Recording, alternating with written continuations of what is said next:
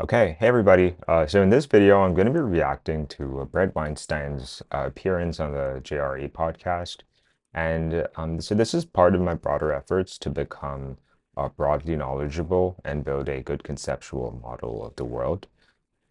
And I think since there are topics about biology discussed on this episode, which I have absolutely no model for, and but which and which interests me nevertheless. Um, I think it would be um, a good um, a good way to just get better at or well, yeah, it's not a good way to get better at biology, but rather just become familiar with terms that biologists use and gain a model of thinking about these things just out of curiosity and interest, broad interest. Um, Now, I would just like to make clear that I know that some people automatically associate this podcast with certain viewpoints and certain stances on socio-economic and political matters. However, um, yeah, that's not why I'm watching this. It just seems like something accessible to me at the moment. Um, if there was another um, podcast episode or some sort of the media that had um, accessible um, discussion of biology from which I could increase my broad knowledge of the world and start to build a model of biology, I could have picked that equally likely.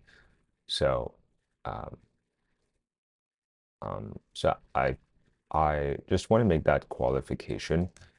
And yeah, and also I think, yeah, just recording oneself thinking out loud and um, yeah, I feel as though it's a very good exercise of one's cognition. And yeah, and also I'm fully aware that Bret Weinstein uh, is uh, is possibly not the authority in evolutionary biology and everything, and not the authority in um, possibly not the authority. I don't know because I'm not in the field, nor have I talked to people in the field, nor do I know how different his opinions are from whatever the field considers to be uh, the consensus. Uh, However, so I am going to so I am going to interpret his sentences in a way that accounts for these things. It does take effort. However, I do so for I make sure to contextualize every piece of information that I receive. I'm very thorough that way.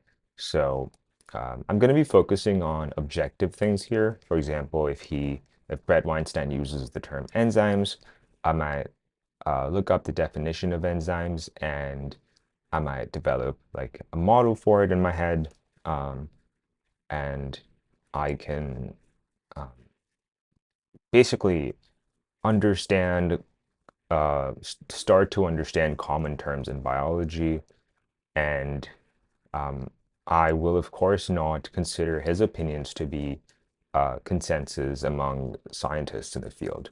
So, with all those qualifications aside, let's start watching the podcast. I'm quite excited for it. Because biology is something that I've never really had any model for. Many different fields I have a model for, but biology, all the terms that I know are disparate and disconnected. Like enzyme, protein structure, genes, genome, these are it's um, so I'm in computer science. So an analogy that I would like to use here is all these terms are nodes and there are no edges between them. So I want to have edges between them. Okay, let's start watching the podcast. What's happening, man? Hey, good to be back. Good to see you. So the reason why we had such a quick turnaround is because the last episode, one of the main reasons why you wanted to come on in the first place is you I assume here turnaround means his coming back on the show soon after the previous, soon after his previous appearance on the podcast, which was pretty recent. Uh, wanted to further discuss some discoveries about evolution. Yes, specifically, I have alluded in a number of different places, including here, to there being another level to Darwinian evolution that does a lot of the heavy lifting that we require in order to explain the diversity of forms that we see in biology. But I haven't been specific on what I believe that layer is. And I felt like it was time. I think, for one thing, the advances in AI mean that such things are going to emerge naturally, and I wanted to put it on the table before it simply gets discovered as a matter of computing horsepower. And we were just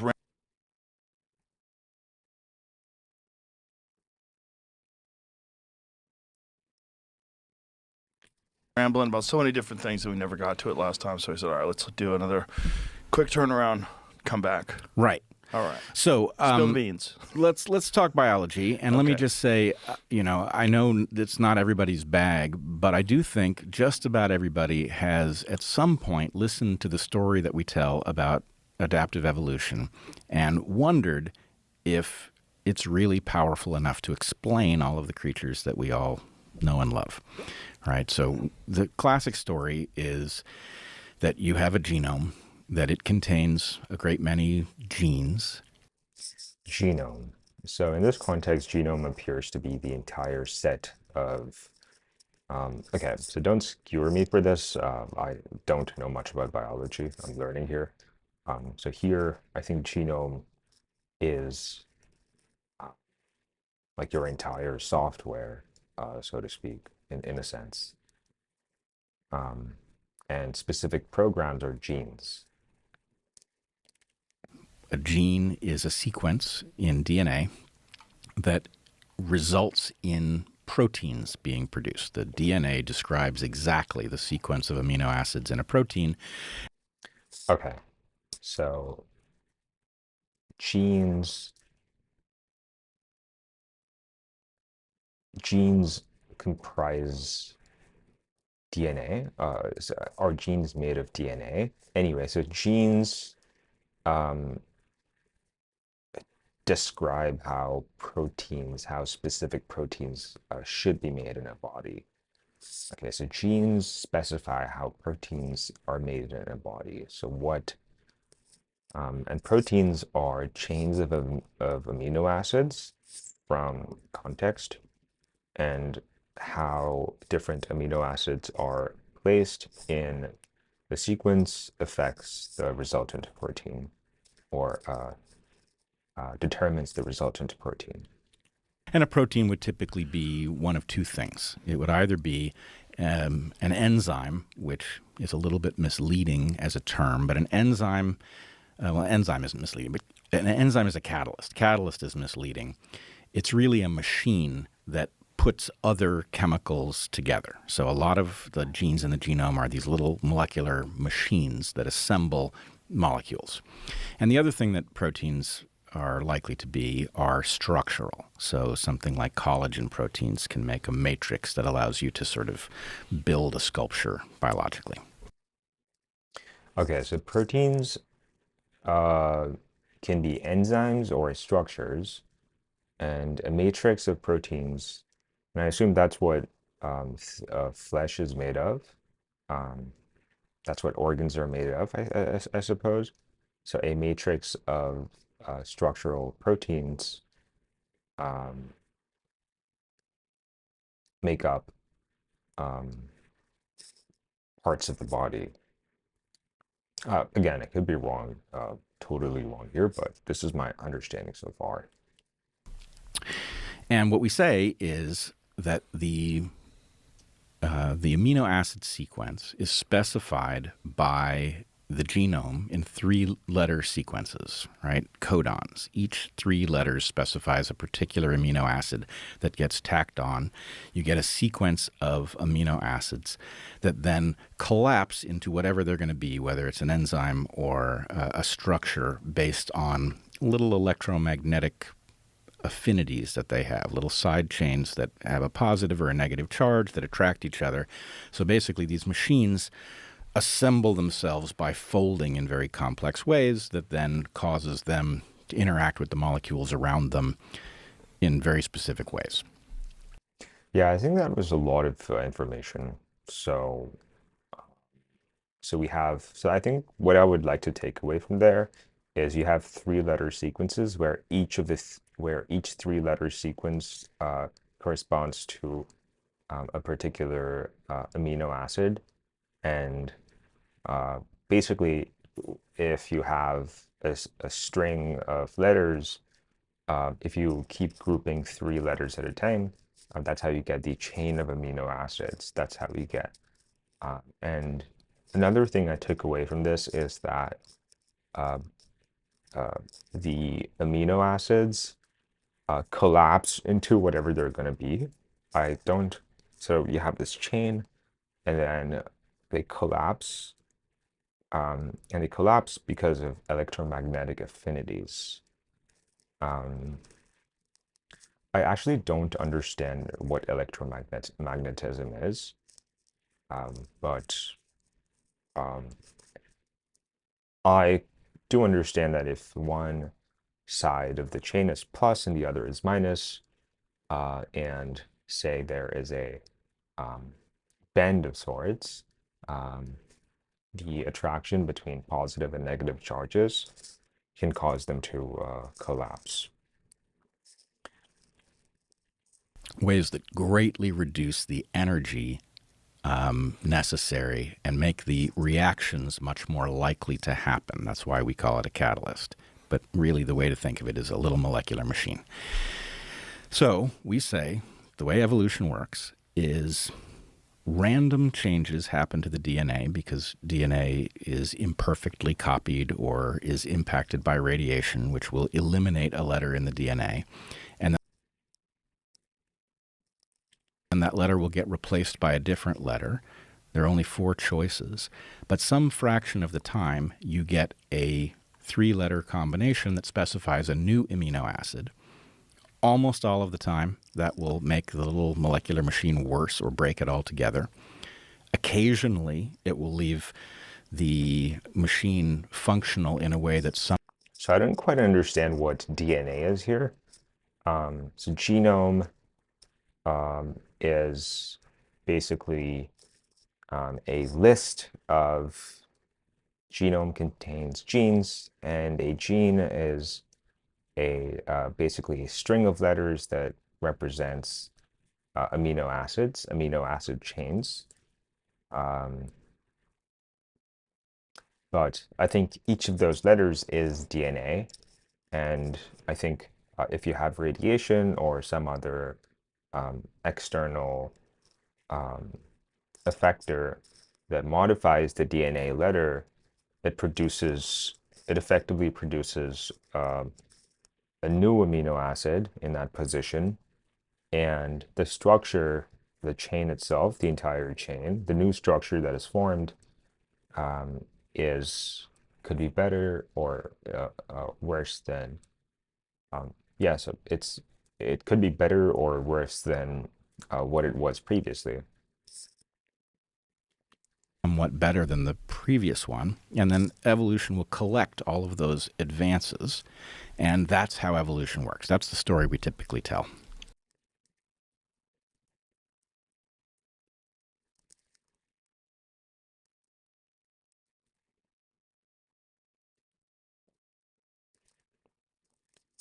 And in fact, that's the story that is encoded in what's called the central dogma of molecular biology.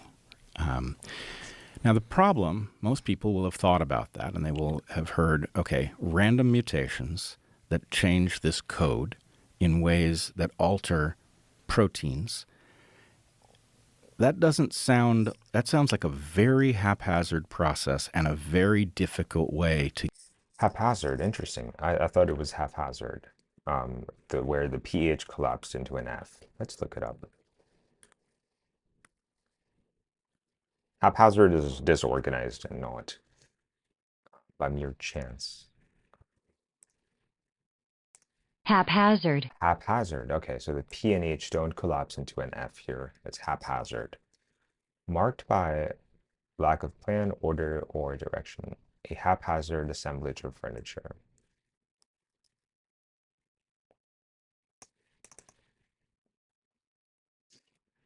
Okay. Get from one form of animal or plant or fungus to another. So if you've had that thought, that just doesn't seem powerful enough. And then biologists have said, well, you're not realizing how much time elapses that allows these very occasional positive changes to accumulate. And that's true. If that's a thought you've had, this process isn't powerful enough to explain the creatures I'm aware of, then what I'm going to tell you is a way in which that process is not the only process, and by adding a different process, very much a Darwinian one, we can see that the power to create all of the creatures that we see is much. Right. I think the original process itself is a Darwinian one, and so he is going to introduce another Darwinian process to account for um, the diversity of forms that we see today. Greater than the story that we've been told. Okay, so I'm going to put a hypothesis on the table about what enhances this. And essentially what I'm arguing is if you sat down to a computer game, right, something very realistic, and somebody says, well, that's all binary. That's true. It's all binary. But what they're not telling you is that there's an intervening layer that greatly increases the power to use binary to make something like a computer game, right? Intervening layer that makes it much easier to make something like a computer game. Right. That makes a lot of sense.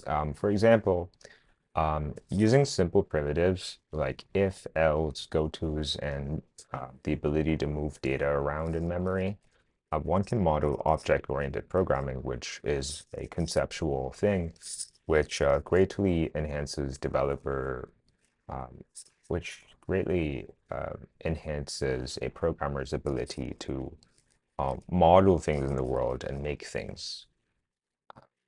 So at the level of binary, I think it doesn't make a lot of sense, but there's a layer that at which one must look at, or one would uh, be able to make a sense of the whole thing at.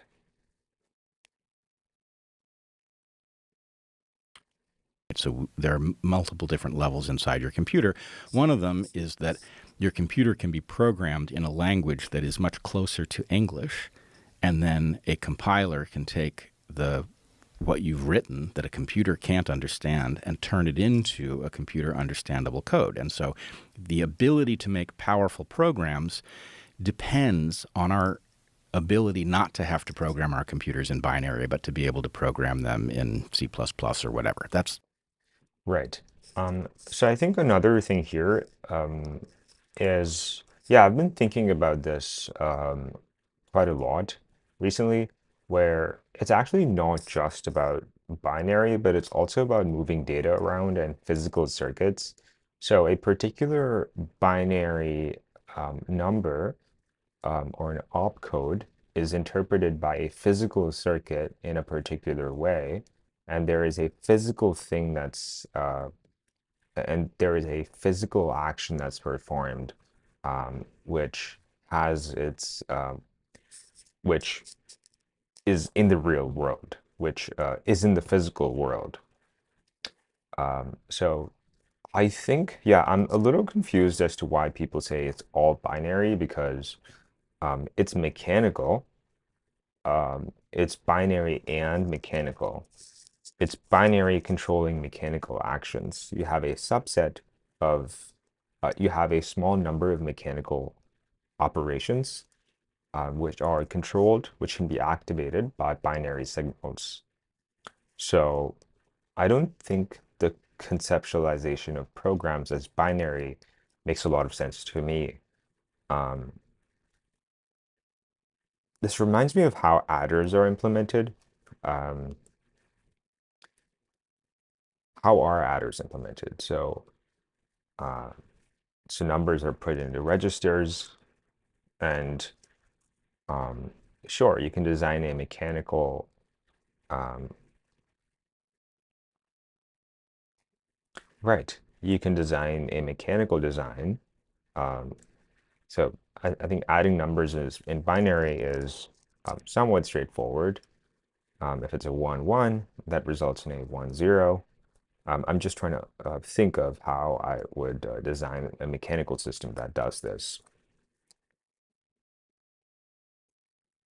But assuming that it can be done, um, from there, taking this and taking the ability to move data from one place to another by specifying an address.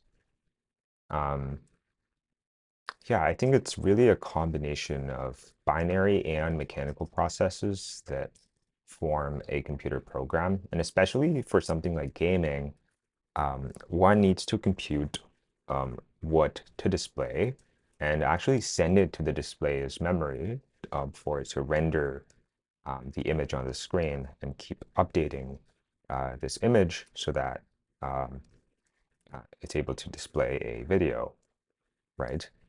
So yeah, I never quite understood what people meant by everything. It's just binary. I don't think that's a uh, uh, it doesn't strike me as something intuitive, but I think I'm going to let me talk to someone about it and get their perspective on this because I could be missing something here, and maybe mechanical processes themselves are binary, can be reduced to binary, but um, that doesn't make a lot of sense to me at the moment. The kind of thing I'm pointing to is a mechanism that enhances the power of evolution to do the stuff that we know evolution accomplishes.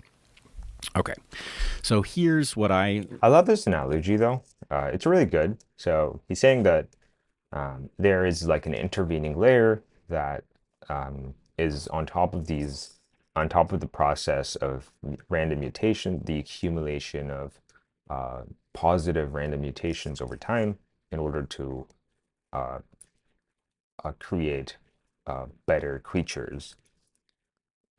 So I wonder what this intervening layer is. think is the missing layer. And I will say I've done a bunch of research to figure out how much of this is understood, and I find a very confusing picture. It actually depends which field I come at it from to see what the blind spots are. But I'm going to leave that primarily for another time. Let's just say the two fields in question are my field, evolutionary biology, and a interdisciplinary science called Evo-Devo. Okay, Evo-Devo is the evolution of development.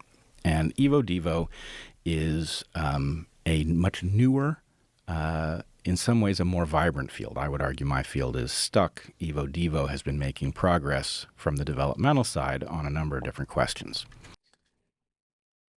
Evolutionary development. What sort of development are we talking about? Evolutionary biology, I understand. Biology as it relates to evolution.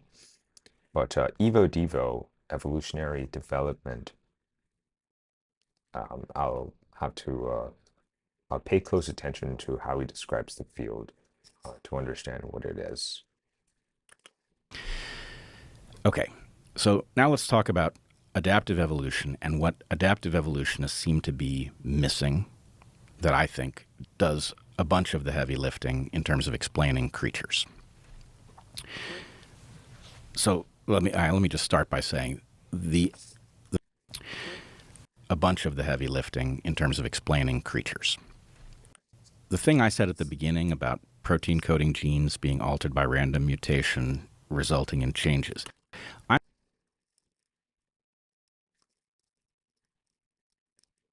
Great. I thought the letters themselves were not proteins, but here he seems to imply that the letters themselves are protein. So he says protein-coded genes, which is interesting. So DNA itself is protein. Mm. I'm not arguing that that is in any way a false story. It explains a great many things. My point is that what it primarily explains are things at nanoscale, right? It can explain the difference in a pigment molecule very easily, and we know that it does. It can explain things somewhat larger than that, like the very special structure. When you're a kid, you ever play with the feathers of a bird? You pull them apart, and then they zip back together.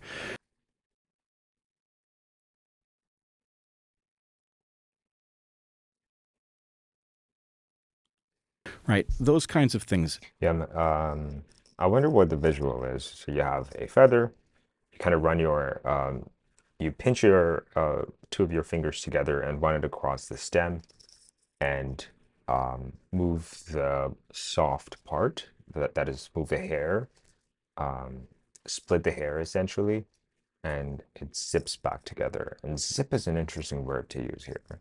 Zips back together. So zip for me has connotations of speed, which has not necessarily been my experience with feathers, because some of them have not, some of them are slower in coming back to their original position. Can be readily explained by the mechanism as we present it. What I'm going to argue is difficult to explain is the change from one macroscopic form to another.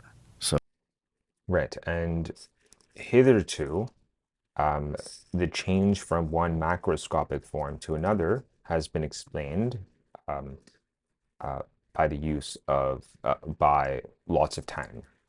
So when these small changes accumulate over millions of years, that's what leads to these macroscopic changes.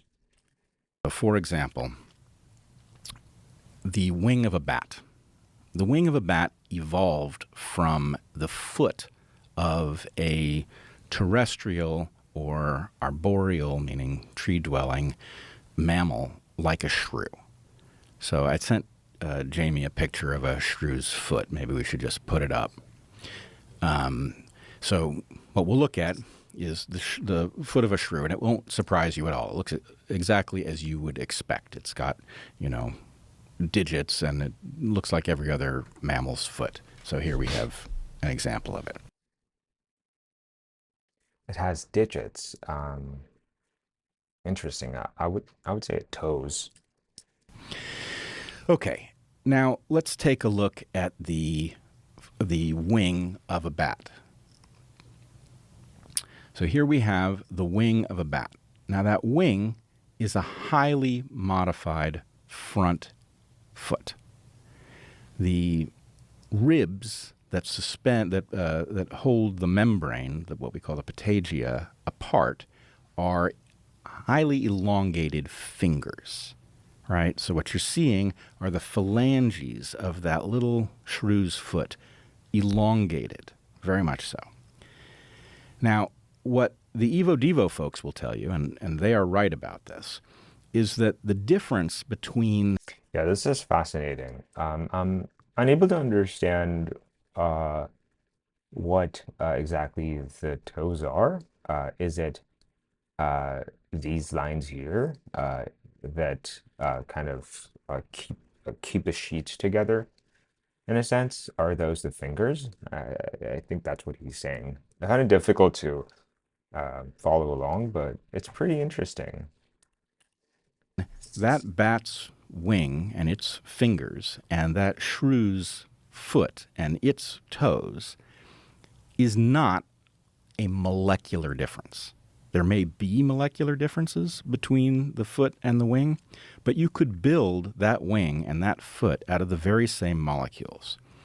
What you're doing is distributing them differently. You have different amounts of molecules distributed in different ways to make these elaborate structures from the primitive structures. Right. That makes a lot of sense.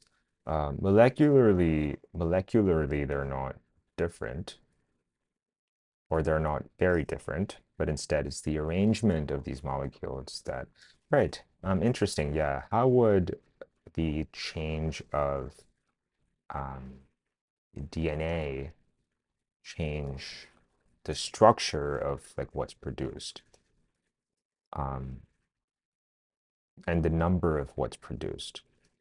Maybe that is what is encoded in DNA too. Maybe the number and arrangement is encoded in the DNA, is encoded in uh, as information too. Again, I really don't have a model for this, so I apologize if there's a biology expert. Um, I'm thinking that I'm making incorrect statements. I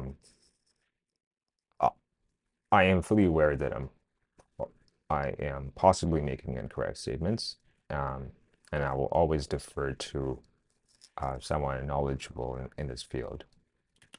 With me so far? Yep. Okay. So what I realized more than 25 years ago, many people who've heard you and me talk before will have heard us talk about my work on telomeres. So telomeres, you'll remember, are structures at the end of every chromosome that are not genes. They are repetitive sequences. They're written in DNA, but it's basically just a repeated series of letters again and again and again. And the telomere, basically the number of repeats that are there, dictates how many times a cell line can duplicate. It loses repeats each time it duplicates, and when it gets down to a critically low number, it stops reproducing. Now, we've talked before about why. Right. I've heard the term telomeres before in the context of longevity research. Um, I think it was pronounced differently in that area. I think telomeres is what I've heard it being pronounced as, but Bret seems to be pronouncing it as telomeres, which I'll make note of. Telomeres, telomeres, telomeres.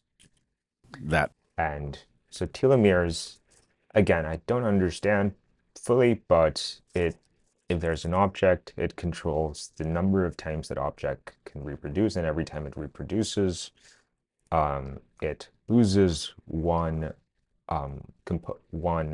link of that telomere, and it's made of the same structure as DNA, as genes, but it is not a gene.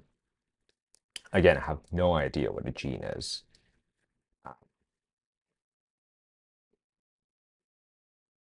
Gene, genome. Yeah, it's difficult to follow along, but interesting nonetheless. Yeah, but for sure, like when I do develop a model, everything is going to click together. Um, that's what my intuition tells me.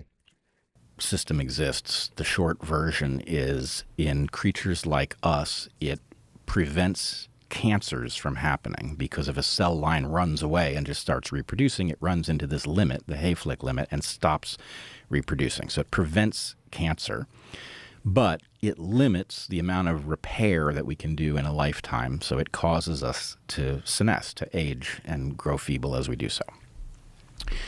But what it said to me when I was doing that work was that there is a kind of information that can be stored in genomes, in DNA, that is not protein oriented. It's not what we would call allelic. It's not written in three-letter codons. It's actually a number stored the same way you would store a variable in a computer program, right? The telomere, the length of the telomere, is a count of how many times a cell line is allowed to divide over a lifetime. It's a number. And what occurred to me all those years ago was that the ability to store a number in the genome is fantastically powerful.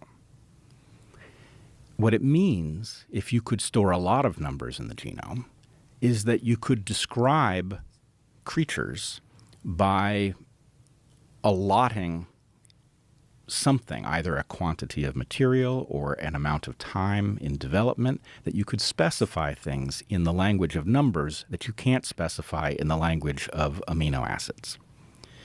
So, the hypothesis that I'm putting on the table is that the evolutionary process has built a system in which variables, in which integers are stored in DNA, and those integers dictate phenomena like developmental timing, turning on and off something like the growth of one of those phalanx, the phalanges in the phalanges. in the fingers. If you could radically increase the Oh, is it the sheet of skin between two fingers? Is that the phalange? Phalanges? number that dictated the length of one of those bones, then selection would effectively be in a position to play with adjacent forms.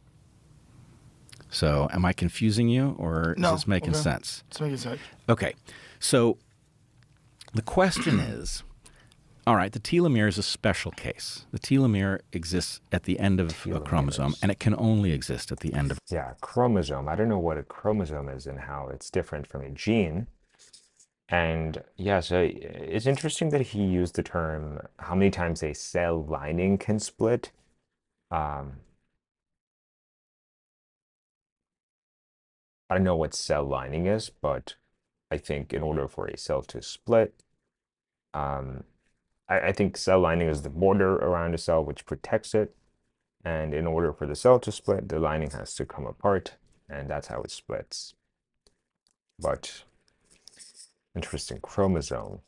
A chromosome because of the way it functions. So a telomere is not actually just a string, it's actually a loop. And the telomere loops back, and at the very tip, there's a little section where the DNA is not double-stranded, it's single-stranded. And that single strand inserts between two other strands of DNA.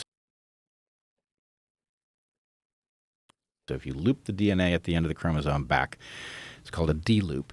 And then you get this one little single-stranded DNA that inserts between double-stranded and makes a very tiny triple-stranded, like, cap, so that it holds the loop in place. You can't do that in the middle of a chromosome. So it's not like there are telomeres all over the place.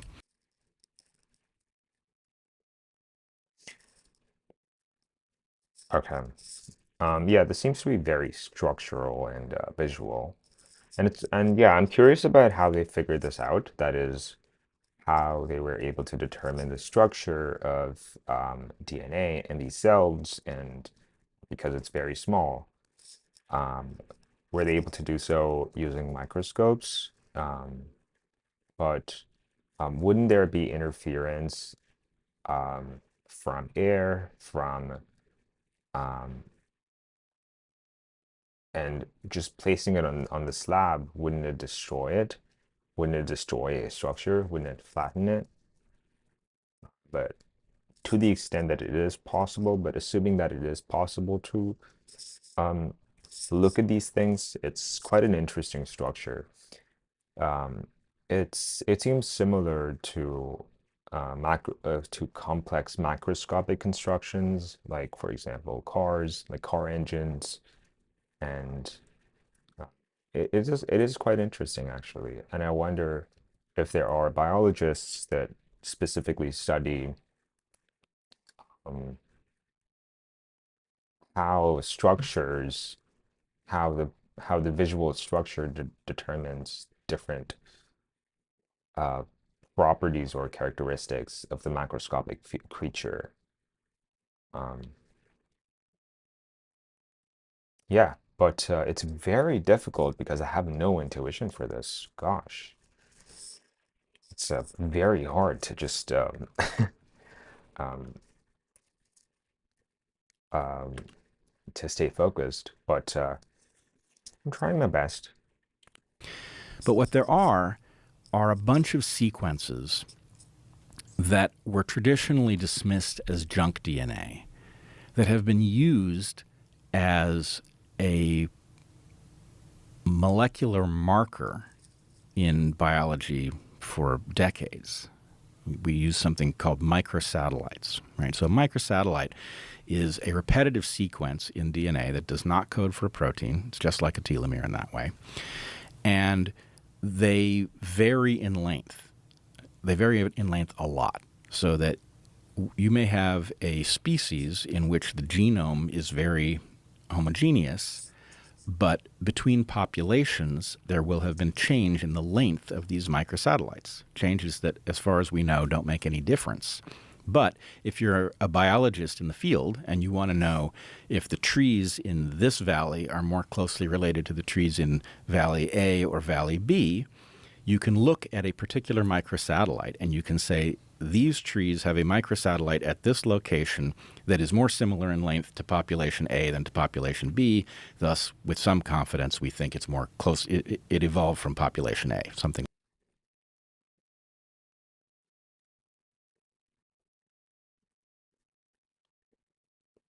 like that.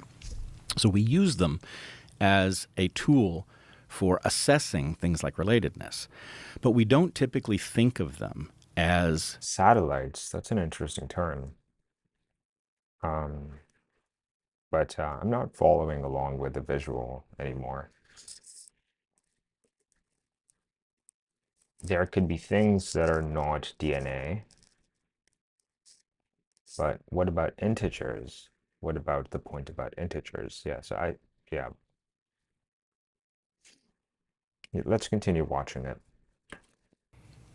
a storage modality for a kind of information that might be useful. So the hypothesis that I'm putting on the table, and by the way, these things are extremely common in the genome. There are many more variable number tandem repeats in the genome than there are genes, right? And my point is, I don't know whether evolution uses them as a place to store variables that then become important in describing creatures, but evolution is a very clever process. And the ability to store a variable, I feel highly confident that there will be many variables stored in many different ways, that there are ways in which you can store a variable in triplet codon language, but they're clumsy, they're crude. Triplet codon language. Codon. I don't know what codon is. Code. Triplet codon language, but they're crude. Okay. So you can have things like a dosage compensation. You can have a gene that's repeated multiple times, and the more copies you have, the larger dose of the product that you get, right? So if you have 3 copies of alcohol dehydrogenase, you'll have more alcohol tolerance than 2 copies, something like that. So that demonstrates a way in triplet codon language that you can store a variable. But what I'm arguing is that there's, at least in principle, the possibility for a vast library of variables that have developmental implications for the way creatures look that allows you to go. I mean, imagine for a second the most recent common ancestor of all bats.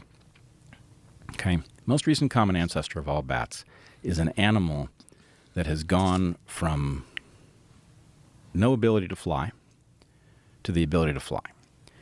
As soon as you have the ability to fly, the number of things that you could do, the number of niches that are available, is very large. Can I pause Sure. right there and ask a question? Sure. So here's the real question, specifically in regards to flying. Yep. Yeah, I don't think I'm following along.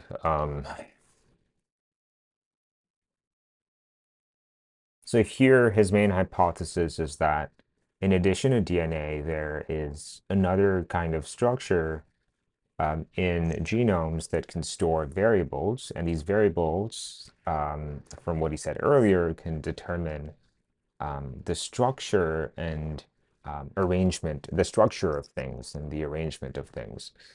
However, I thought that that's what DNA did too. For example, I have a hand.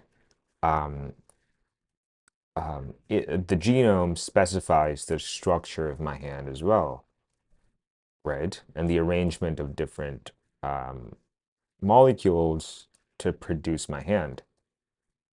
Um, but he seems to be saying that there is an additional mechanism which, if you're able to store numbers more efficiently, um, um, you'll be able to encode this information in a much smaller representation, and therefore um,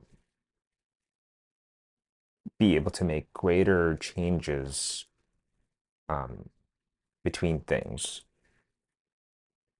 However, I don't have a visual. So is it that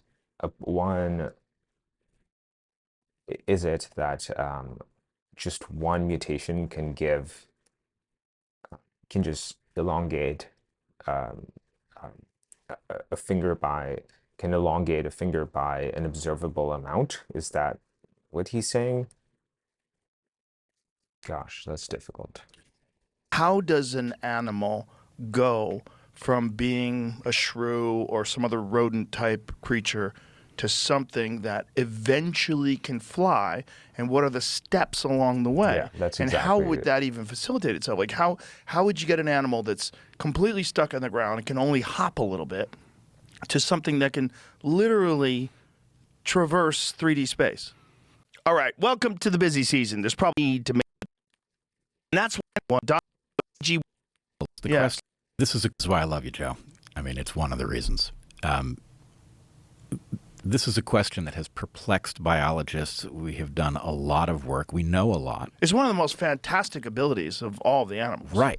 How surprising is it? That's the Yes. question. Is it so surprising that it's actually impossible? And I think the answer is just simply no. It's quite possible. Well, it's obviously it's possible. Well, no. I mean, let's steel man the opposing position.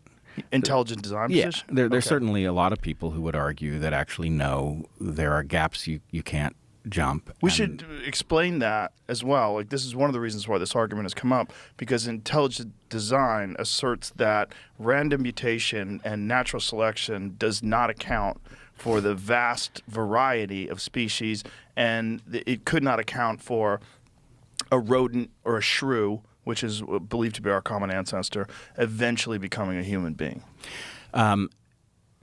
Let's just say I have, initially I thought that all of the intelligent design folks were anti-scientific and really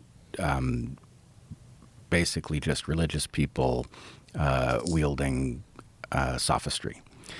I now know several of them in person and quite like them, and I quite like them scientifically. I think they actually have done an excellent job of pointing out the folly in evolutionary biology. And in part, what I'm saying is I appreciate their pointing out that the mechanism that we teach is not powerful enough to do what we claim it does. I have the same suspicion. My argument is there is a mechanism that is powerful enough, and we haven't been looking at it because we've been telling the story that we've got it nailed already, and I just don't think we do. So let's go to your Right. So one question I have is, if he has a theory, if this seems to be in a sense, a paradigm shifting theory, why not formalize it in a paper and publish it in a um, publish it in a journal, publish it in a um, evolutionary biology journal so that other scientists can critique it. Um, sure, podcast would be a good way to introduce it to um, a wide variety of people after having published it. But has he published it? And this could be a medium of, introducing the topic to the world at large.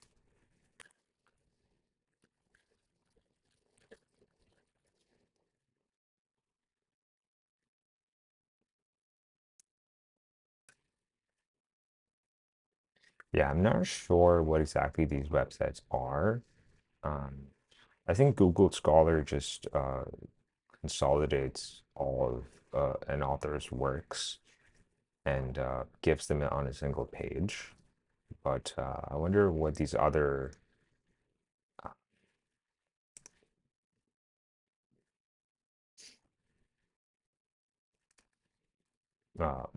websites do.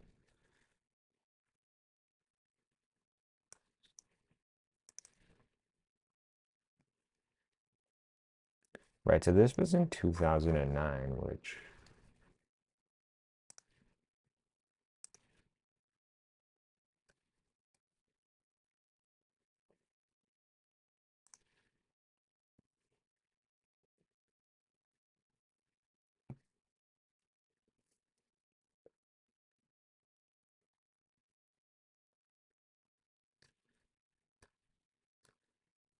when was this published?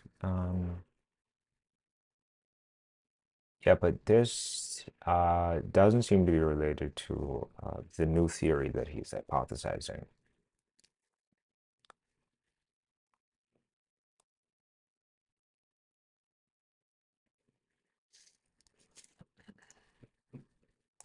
Anyhow, I don't think he's published it. Let's look at the description to see if he's published anything.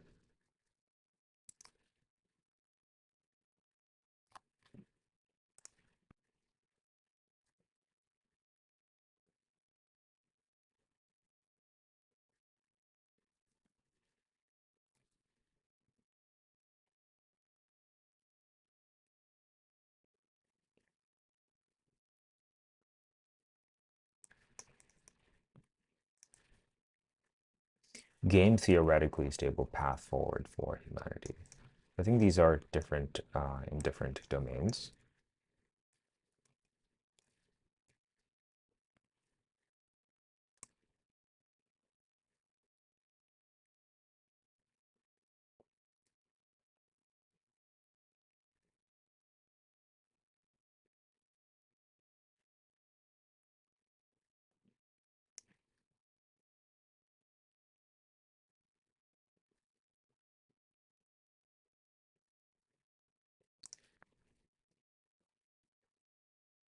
Right, so these articles seem to be old and they seem to be arranged in descending chronological order.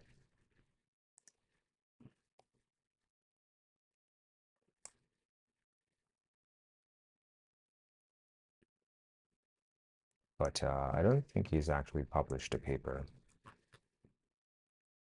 um, formalizing his hypothesis and conducting an experiment or formulating an experiment um, to test the hypothesis. Um, Question Right. about how you get from a creature that can't fly at all to a creature that does fly. And now my feeling is actually this one is pretty easy. And I'm not saying that we know how it did happen in the case of a bat. We are hobbled in the case of bats by two things. One, the fact that bats are primarily tropical. The bulk of the species are tropical. And the other is that the majority of bats are small with spindly limbs.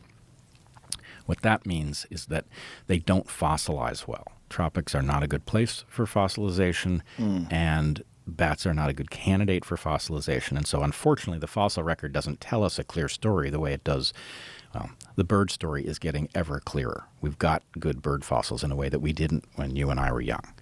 But in the case of a bat, I would say the way to think of it is this.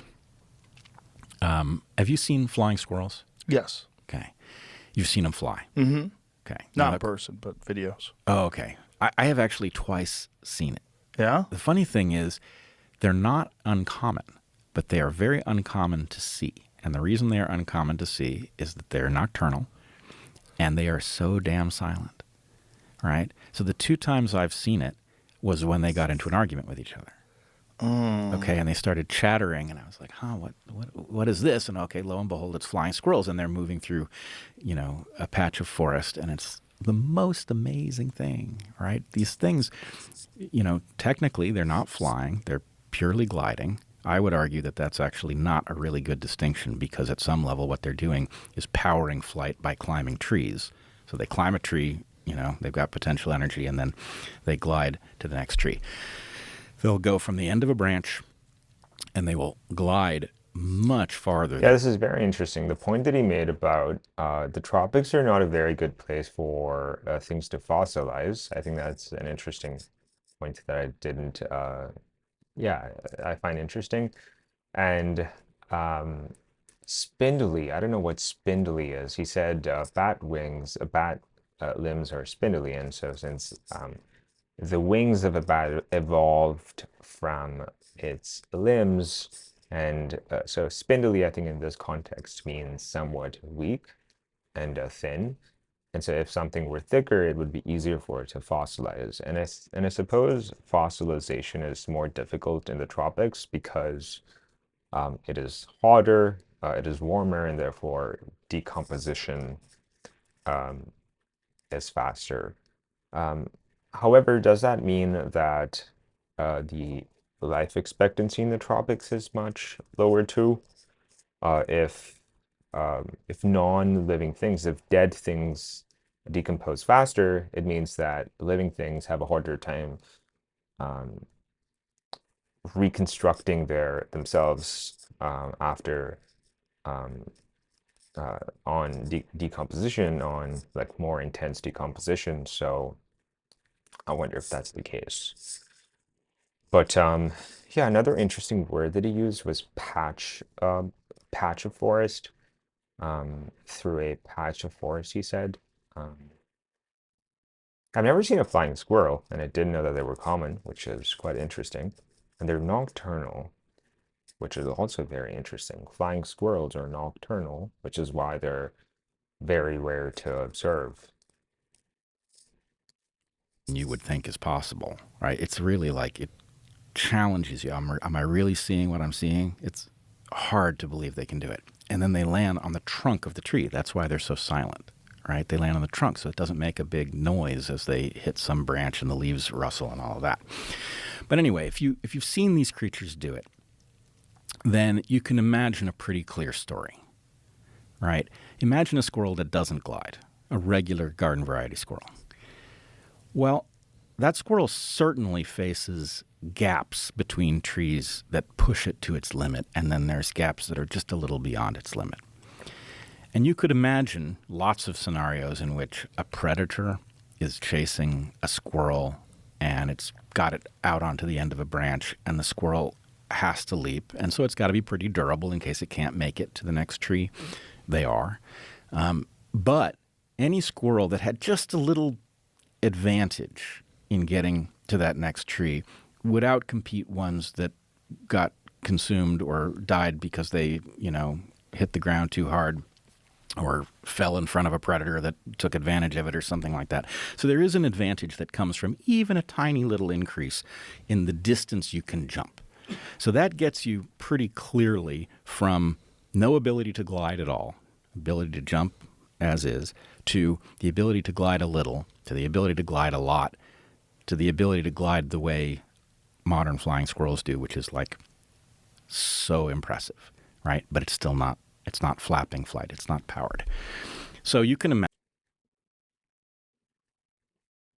imagine a story in which the shrew ancestor climbed things and had the same situation. And maybe it starts out, in fact, it probably does start out with maybe a little webbing between the fingers that gives it just a little extra lift, right? And you could imagine Webbing between the fingers. Why would that give it a little extra lift? Is it because with a little bit of webbing, um, it can um, use air to keep itself afloat? I'm not sure if the physics of I'm not sure how the physics would work, um, how the physical mechanisms would happen, but sure, yeah. But this seems like guesswork. I mean, not that things are not guesswork. I mean, so a hypothesis is just a guess, but its spirit doesn't seem to be like the spirit of a hypothesis, is um, which typically contains a lot of skepticism, according to me. That is, once you get onto that little foothill, a little lift, well, a little more lift would be good. So those individuals that had just slightly more webbing outcompeted those individuals that had slightly less Right, but webbing. what would cause them to develop the webbing in the first place? Well, that's just it. Is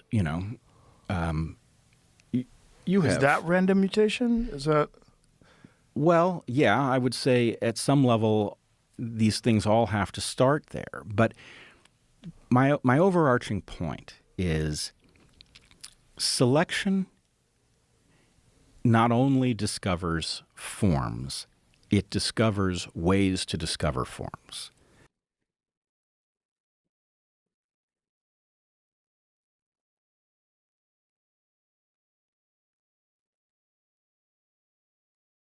yes, that makes sense. Um, so it it's like metacognition. So in order to become good at something, you've got to spend more time. You've got to put time into it, but at the same time, you've also got to make sure that the time that you put into um, it is gets better or can be improved in some manner. And sure, I think, but you can say, oh, you can then say evolution also looks at ways to make the ways of looking at ways to get better, um, which I think is true too. And I wonder, and then of course you can go one level further from there, um, which yeah, so personally it becomes difficult to think about for me. So I call these ways explorer modes. This is a concept I've taken a certain amount of crap over, but I'm quite convinced of it. I would argue that our consciousness is an explorer mode, right? Our consciousness allows us to come up with ideas that might be useful and to kind of test them in our heads and to figure out how we would try them out in life and then to build a prototype and see how it works and then discover how it might be improved. And sooner or later you get from the Wright Flyer of 1903, which can stay off the ground for barely half a minute, to not so many years later a modification of the same aircraft that can circle the Eiffel Tower. Right? It's that process. That is the ability to explore design space in some way that is not random. Ah, an ability to explore the design space in a way that's not random. Wow. That's very interesting. So that's what thinking is, right? Where you basically build a simulation where you have a simulation of the world in your head, and you make changes, and you test out these changes in your head.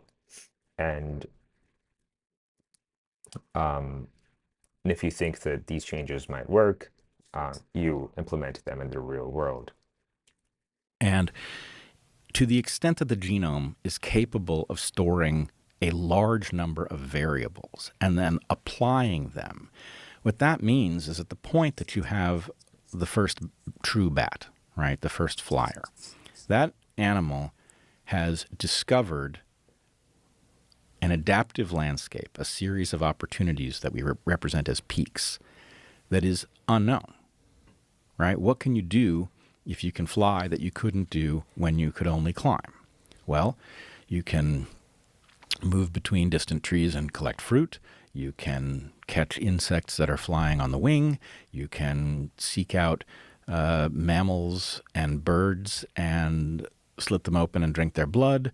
You can catch fish that come to the surface and cause ripples. These are all things that bats do. And the point is the initial bat presumably didn't do much of any of that. It did probably a generalist something. But having achieved flight, there's a question about how evolution can find all of the opportunities that are now suddenly available. And the idea that this happens through occasional random mutation of a protein coding gene that alters something important is, in my opinion, ridiculous. That more likely, vastly more likely, is a system in which parameters like finger length and the length of each phalanx in the finger is stored as a variable, and those variables get readily modified. In other words, if you looked at the hand of every human being, you would see that there's already a ton of variation in the relative lengths of the different digits and the relative lengths to each of the knuckles, and that if those things are reflective of a particular state stored as essentially an integer in the genome, that all of the adjacent states are very available, and therefore evolution can explore what Stuart Kauffman would call the adjacent possible. Right? Have you heard that term? No. Have you had Stuart on? No. So Stuart Kauffman is a complex systems theorist, and his point, one of many, is that effectively the creatures we see exist in a design space, and that selection finds the things that are similar to what you've got near enough to be accessed and advantageous, right? So if you have a rodent of one size and there is, let's say you have a rodent that specializes on a particular Rodent. Are those rats, mice, and I don't know, like capybaras? They look like rodents, no? Beavers, rodent. Yeah, so I think it's a category of animals that look a certain way, but I wonder what the formal um, criterion for inclusion in that category is. seed, and it exists in a habitat where there's another seed that's similar but much bigger, well then you need to access the adjacent possible in order for a second species or subspecies of this rodent to evolve to take advantage of this untapped resource. So if you think of, all of the things that you've got and then all of the things that you might want that are similar, that's the adjacent possible. And my point is variables as one of the primary modes of information storage in the genome provides a mechanism for evolution to explore the adjacent possible in a radically more effective way than the story we typically tell about random mutations to protein coding genes, right? There's nothing un-Darwinian about this. Darwin didn't know anything about genes, probably to his advantage in the long term, because if he had understood genes, he might have made many of the same mistakes that we made in the middle of the 20th century in evolution, where we became overly focused on the genes we understood. But basically, everything that Darwin said was about a vague hereditary information, and numbers is no less a candidate for that than triplet codons stored that code for amino. Right, but I assume that the triplet codons were, um, I mean, yeah, so this could be akin to um, if else, and um, the mechanical and like a draw and a in a screen and moving data around uh, to and from VRAM, video RAM. So I think he could be right. There could be multiple mechanisms working together in order to produce evolution. But yeah, I'm still skeptical because I think he should have published a paper rather than introduce this idea on a podcast Acid. or um, before introducing this idea on a podcast. So my point is, Darwin is untouched by this. Darwin is still the guy. He nailed it. And this is just as Darwinian as protein coding genes. It's just vastly more powerful with respect to taking a form that you've already got and finding a similar form that you don't yet have. Now, there's lots of nuances about how this could work. There's lots of questions I certainly can't answer. I will say, as I was mentioning at the top, this story seems to be largely unaddressed in adaptive evolution space. If I come at it from the Evo-Devo side, I see much more description of mechanisms that work like this. But I don't see the revolution that should happen when you've come to understand that you have this very powerful additional evolutionary mechanism. I have to use the bathroom real quick. Let me pause the recording. There's no option to pause. All right, so I'm gonna have to stop recording and then combine it using FFmpeg after returning. Okay, I'm back. I think I'm gonna stop for now. We covered about half an hour of this. I'm going to spend some time just thinking about this informally when I'm doing my chores, etc. And because it's a lot of information to digest, and um, I don't want to watch it all in one go. Uh, yeah, I'm just gonna keep it in the back of my mind and just munch on it for a bit before getting back to it. Yeah, and I do have other concerns with this podcast episode, however. And one of the concerns is that, well, um, yeah, this seems, I mean, to use a very colloquial word, it seems sus. It seems sus to put forward a hypothesis on a podcast as opposed to where the podcast host doesn't actually know much about your field, instead of putting your hypothesis in front of a group of scientists or with your a group of your colleagues that can critique your theory. Well, I know that there is an entire backstory of how um, Bret and his brother um, don't think that academia is reliable, and academia is, well, hostile to ideas that go against the grain, that question its fundamental paradigms. I think that is true to a certain extent. However, um, yeah, and it's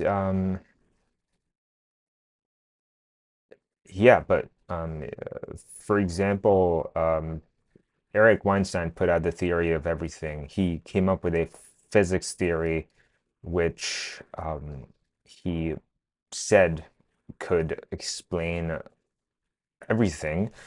Actually, I don't quite understand it. I think it's an alternative to string theory, but I don't quite understand it. But I think he claimed that his paper was simply not accepted or wouldn't even be considered by the physics community.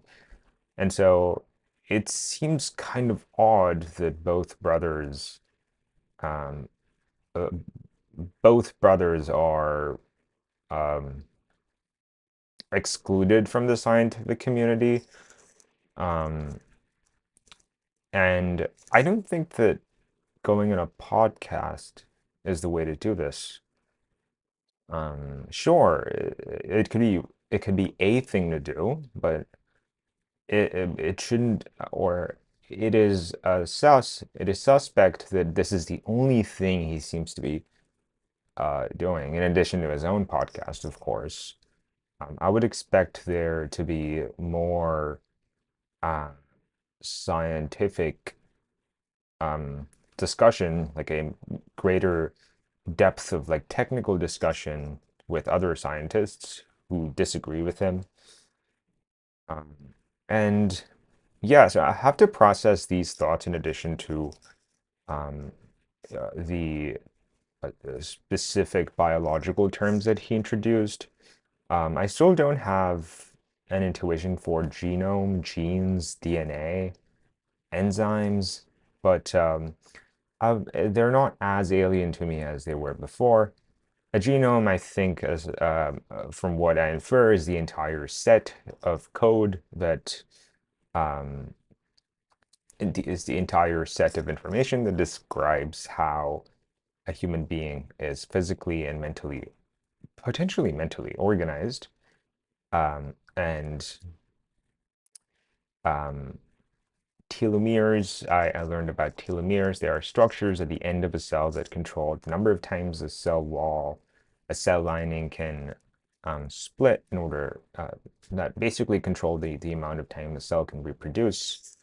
Um, Telomeres, which is difficult to say, telomeres, okay, telomeres. And yeah, so it's not as, so these biological terms are not as alien to me anymore. So I think that's good. Yeah, so let me just keep this in the back of my mind and process it informally before getting back to it in a later video. All right, thank you for watching. Thanks.